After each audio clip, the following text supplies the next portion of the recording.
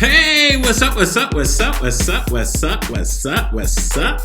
Hello to my entrepreneurs of all sorts, for-profits and non-profits, to my shakers and movers from all over the world. Thank you for tuning into our podcast this morning, afternoon, and or evening, whenever you may be downloading the show. We appreciate your support. I'm your host, Nathan Webster, for Social Entrepreneur with Nathan A. Webster.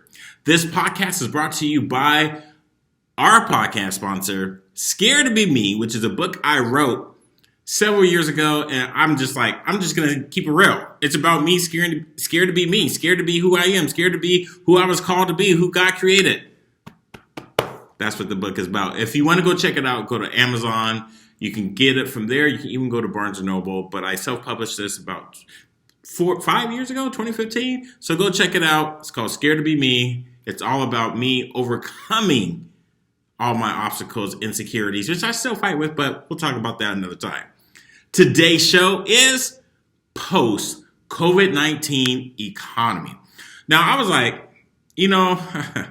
I wanted to give something to the people. I wanted to talk about what was really going on that we're not discussing. And I'm just like, man, I feel for a lot of people out there. The last time we had like some stuff going on in the economy, immediately it was like talk of recession, which I should say back in 9/11, we were talking about the terrorists, the economies, especially with the World Trade Centers. But I didn't really know, but that was my first time being out the military and not thinking like I needed to respond to it. But, the military did call me back to say, hey, are you thinking about leaving? Because if not, we're going to, I just spilled my drink. Sorry, y'all. I'm actually drinking some water to make sure I stay hydrated. This is the first time for those, before I get too far, talking about 9/11 and everything else post-COVID-19, I'm recording this. And this is the first time I'm doing this because why not be outside the comfort zone? Let's roll with it. Let's keep going with it because social entrepreneur is all about wearing several different hats. If you're a social entrepreneur, you do social good. I ran a nonprofit for a good 13, 14 years. I was a founder of it. So I was really running it, not even officially, but when I founded it for 15 plus years.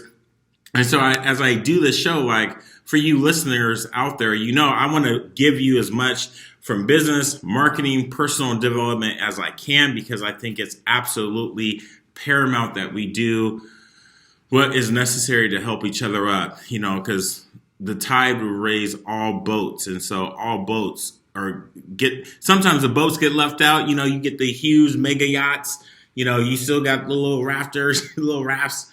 We all got to do this. So that's what I was saying back to like 9/11. I just knew how I was going to respond in the military. I wasn't 100% out because I haven't received my honorable discharge certificate just yet from the Marine Corps. And so when it came down to, they were like, you need to keep your information updated. And I was an infantryman. So I was like, what? Man, I am not trying to get sucked back in. But, that's what I signed up for. And I was going to do what I had to do. But, that's what wasn't what I planned. But at that time, other people were like rushing in, signing up for infantry. So I was like, cool, because, I did my time, became this close to getting called. But President Clinton said no, he didn't sign the order for us to go in. And that's a whole nother story. But that was my first time dealing with like this, a national, international crisis. But not like it is now. And of course, we went through the housing market crash from 07 to 09.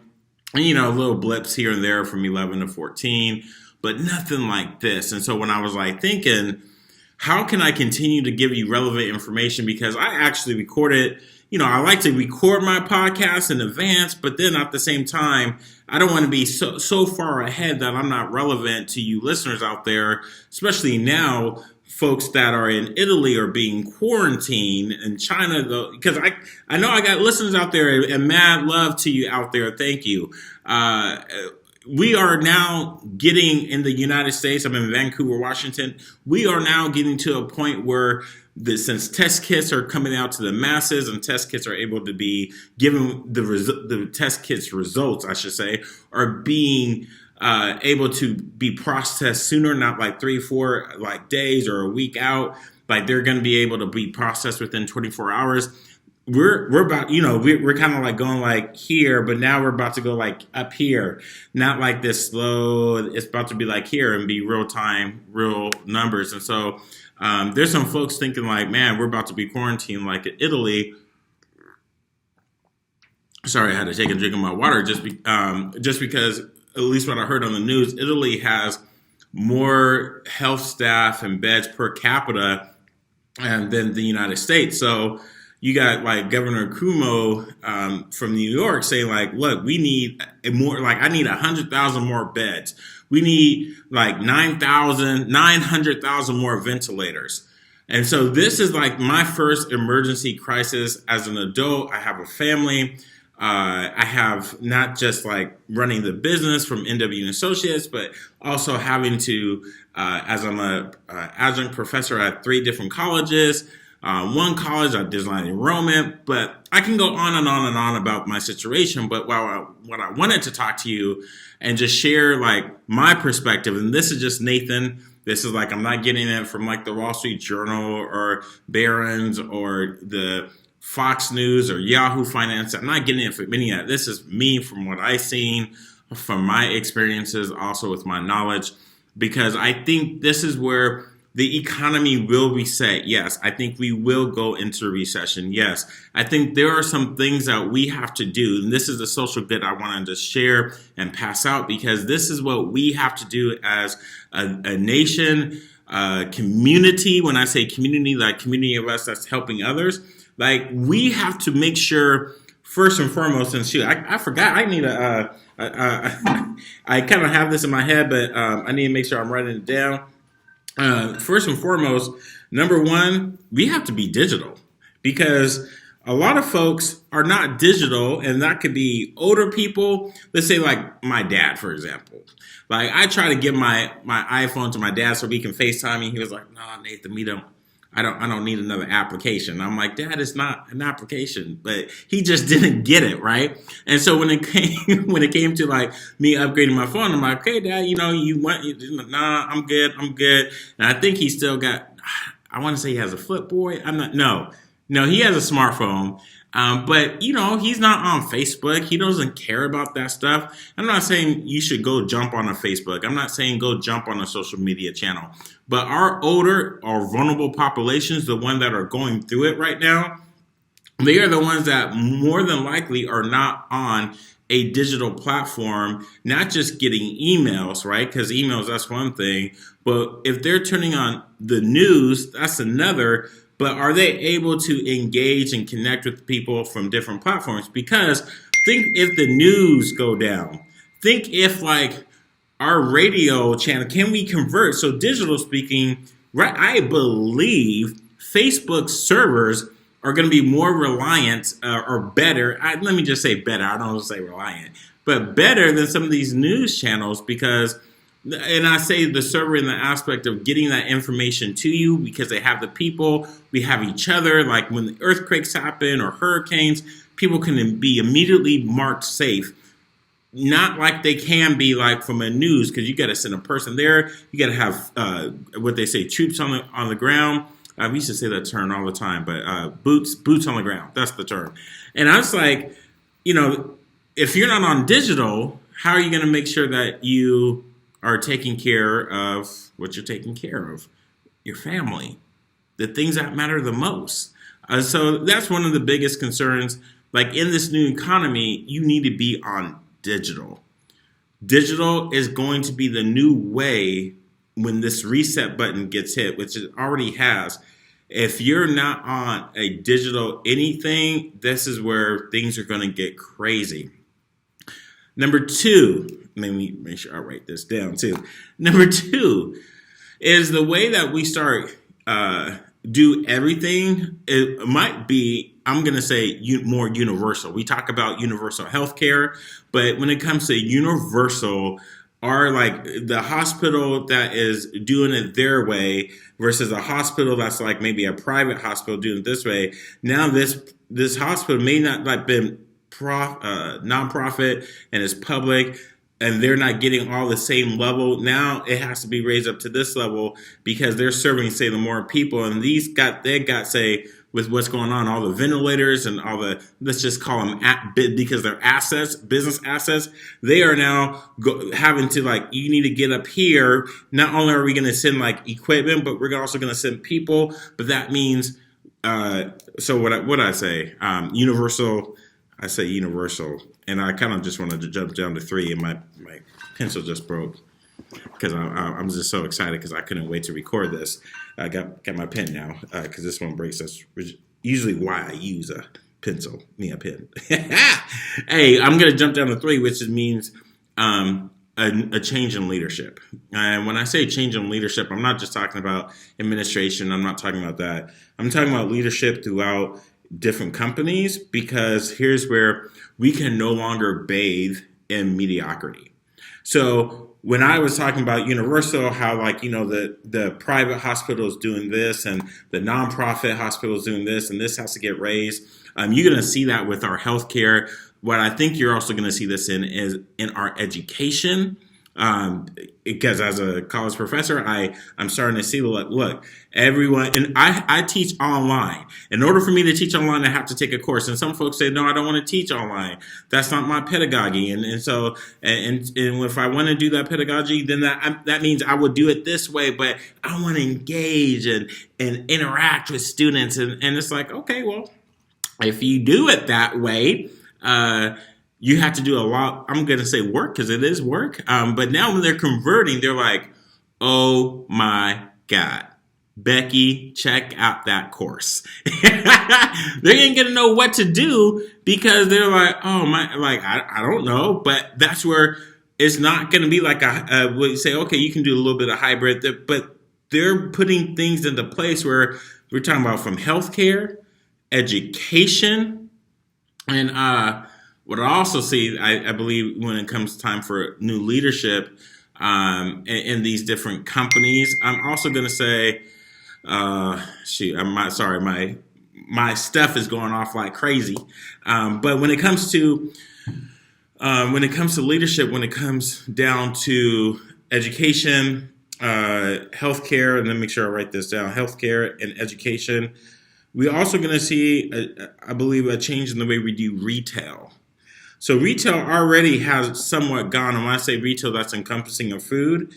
We've already seen a shift, with doing Grubhub, Uber Eats. I was an Uber driver when I first started my company. That's how I needed cash, because cash flows is king in small business, which is why it's so important. You out there listening, go support small businesses, is because cash flow keeps our doors, because from the time we don't even have a business, we have to submit a business application to the state, the county, and the city. And guess what? They want you to pay fees immediately. So we can't even go out and sell something just yet. At least let me just speak for myself, because if you're a Kardashian, that's not the case.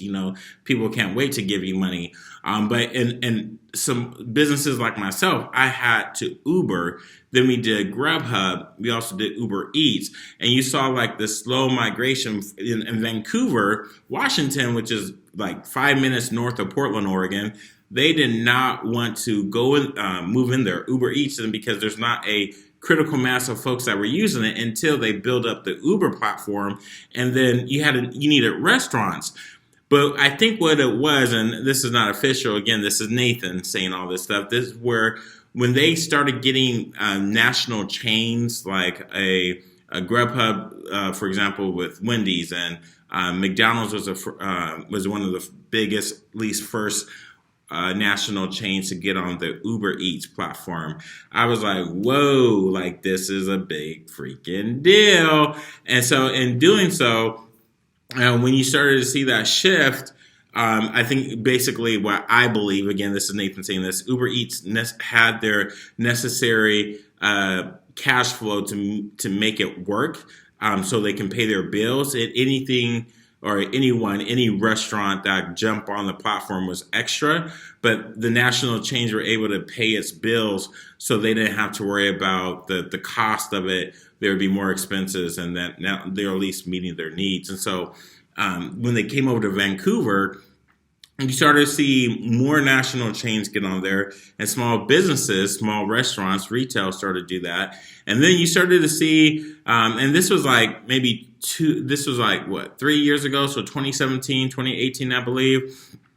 That's about right. And so what you started to see is like, with Costco, Target, Fred Meyer's, Safeway, since I'm on the West Coast, I don't know about the East Coast companies, you start seeing them going to a more online, mobile friendly, even will deliver it. My mom lives on the East Coast, and Safeway, they deliver it to her door.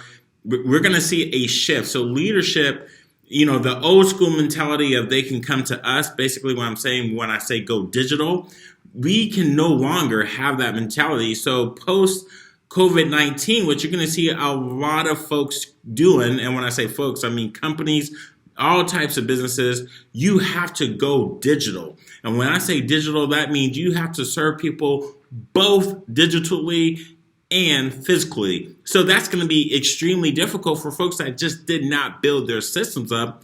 If you look, a good company example would be Toys R Us, which we won't go into that, but Toys R Us did not build their e-commerce platform well enough, nor did Sears, right? Two companies that got taken out by the super conglomerate, mega giant e-commerce company, behemoth, right? Amazon, right? So because they did not want to conform to say, hey, look, we got to slowly build this up gradually. Right now, COVID-19, which is I talked about in the disruption of COVID-19, it's a silent disruption. And in the last podcast, which I'm not trying to scare anybody. This is not a scare tactic. This is just for you to understand that if you're not already moving in that direction, if you're not already taking the next step to get your business to go digital, you will be disrupted and left behind. Seriously, it's no joke. I mean, the way people are getting supplies and making things happen is because especially with the supply chain, is they have their digital infrastructure laid out. And when we talk about like a system like a Six Sigma, where you take out all inefficiencies to where your efficacy is like top notch. That means your effectiveness and efficiencies are on a high level of quality to where it doesn't matter if you got a whole bunch of SBUs, small business units across the world, like say Nike or Starbucks, or if you're just locally, you're able to continue to push out your products and your goods and your services because you can stay very lean during these times because you're not wasting any movement, you're not wasting payroll, you know how to use personnel, you got the communications processes set up.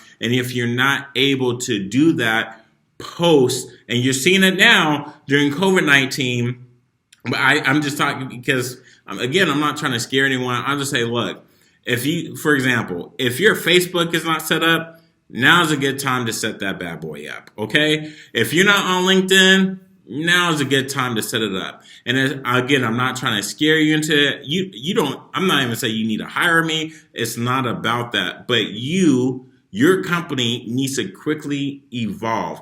You need to be like really comfortable operating outside your comfort zone if you have not taken these steps. And I'm not going to say it's not going to be hard. It's going to be it is. It's going to be way hard. It's going to be difficult. You might want to even break and say, I'm done. Don't. Do not quit. Do not stop. It's gonna be an evolution. I'll laugh because, like I said, from day one, we were Ubering, we were Grubhubbing just because we needed cash. But we had to evolve our systems, in which all these systems cost money. And it's not free. Right now, some of these systems are free. That's what I'm saying. Like, if you can start now, don't be the expert. You don't have to master it. But if you can start now and put yourself in the position to where you can go like that next level to sustain the current status quo that you need. And there's resources coming out there. I know, right? To keep it real, today is March 19th. Trump said that he wasn't going to send out a check until April 6th. That's like 2.5 weeks. So if you can, for businesses, I know SBA got a whole bunch of resources, but these are the simple things by making sure, number one, going digital, setting up your platforms to where you can access them on all remote devices, okay? Make sure as you go digital, it's not just about getting the message out and promoting. It also means you're setting up your company to where they can work remotely. And right now, the companies that are not going to survive is because they couldn't do it remotely. So number two, as things get leveled up, do you have the systems in place to level up? Sorry, again, more notifications. I thought I killed that. Are you able to level up your systems, which underneath systems is processes, and underneath the process, or what makes a process, are tasks? Do you have that articulated and document to where you are set up for success to maintain your status quo? And some of these companies during COVID-19, they are now thriving. They don't even need Black Friday or Cyber Monday or any Christmas shopping to get back in the black. They are no longer in the negative or in the red, right? So, which leads me to number three, the leadership. Like right now, people are getting laid off. Like, I'm not trying to like make a joke about it, but this could mean you could have some really good talent coming your way if you position yourself correctly. So this is why I just wanted to share, keep it real. I'm doing a video. I might post it. I might not.